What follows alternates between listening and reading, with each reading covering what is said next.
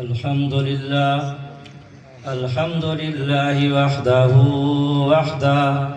والصلاة والسلام على من لا نبي بعده.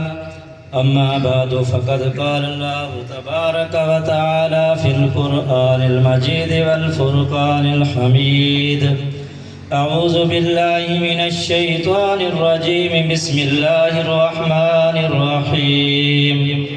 اقرأ باسم ربك الذي خلق الإنسان من علق. اقرأ وربك الأكرم الذي علم بالقلم علم الإنسان ما لم يعلم.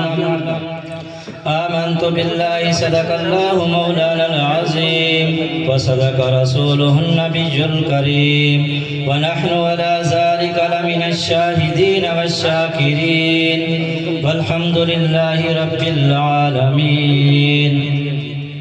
تو کوئی جان سا پتھر بھی نہیں ہے، تو کوئی حلم کا چشمہ یا سمندر بھی نہیں ہے، تو کوئی فرشتہ یا پیغمبر بھی نہیں ہے، پر رب کی نگاہ میں تو کمتر بھی نہیں ہے.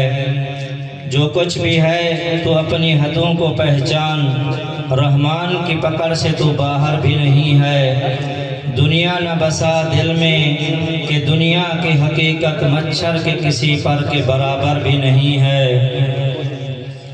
سامعین محترم، آج مرکز حنفیہ ہیڈ حامد اندر برادر مکرم حضرت مولانا اکمل قاسمی صاحب اور حضرت مولانا محمد اختر حنفی صاحب دامت برکاتہم العالیہ دی دعوت اتے حاضری تھئیے. اللہ تبارک و تعالی میری این حاضری کو اپنی بارگاہ قبول فرماوے. آج 9 شوال المکرم سن 1447 ہجری ہے. درجہ تحفیظ یا کلاسیں دا آغاز تھی چکے.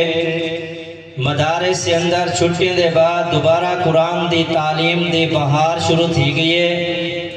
چونکہ سارے این پروگرام دے جرے مہمانان گرامی اور دور دراز تشریف گھنا ہیں، میں انہیں دے درمیان حائل نہیں ہوا چاہتا. تو حضرات کو میں اتنا درخواست کرے سا کہ آپ انہیں مدارس سے اندر اپنے بالیں کو داخل کرواؤ، انہیں مدارس سے معاون بڑھو، انہیں مدارس سے خدمت گزار بڑھو، انہیں مدارس سے چوکیدار پہرے دار بڑھو، انہیں مدارس سے مکمل تعاون کرو. چونکہ الحمدللہ پاکستان دے دینی مدارس ساری دینی پیاس آسن انداز سے اندر بجھے دے پین اسارے اے موسن ماشاءاللہ. حضرت مولانا محمد عاطف حنفی صاحب سرگودہ تو تشریف گنا ہے، اسا انہیں کو اہلاً و سہلاً مرحبا آکھ دوں. اور حضرت مولانا اکمل قاسمی صاحب دامت برکاتہم العالیہ کو یہ پروگرام دی کامیابی دے ہوتے مبارکباد پیش کریں دوں.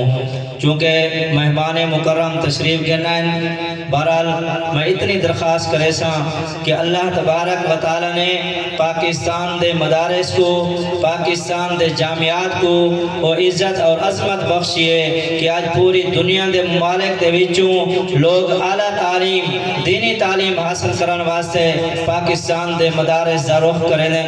اسا انہیں مدارس کی قدر کرو، انہیں دے خدمت کرو، انہیں دے نال تعاون کرو، علماء کرام دے عزت قدر کرو.